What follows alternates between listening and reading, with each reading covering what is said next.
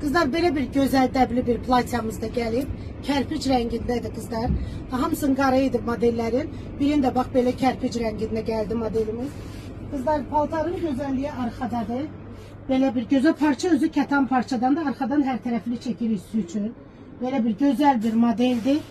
Öndən sadədir, sadəliyi sevən xanımlarımız üçün. Belə bir qollarının üzəri, özü kətan parçadadır, amma əzilməyən parçadadır. Bax belə bir qolları var. Ciblərini göstərirəm. Yanında çarpaz cibləri var. Öndən belə bir razrezi var. Bax belə bir razrezi var. Çox sərin, rahat, gözəl bir dondur.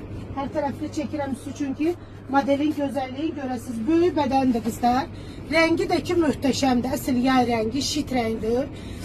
Deməli qızlar, razmerlərimiz ən kiçiyi mənim əynimdədir. 54-56 bədəndən 60-62 bədənə qədər çox rahat, gözəl, sərinlik axtaran bu palatyanı toya da giyə bilərsiniz, gündəlik də giyə bilərsiniz.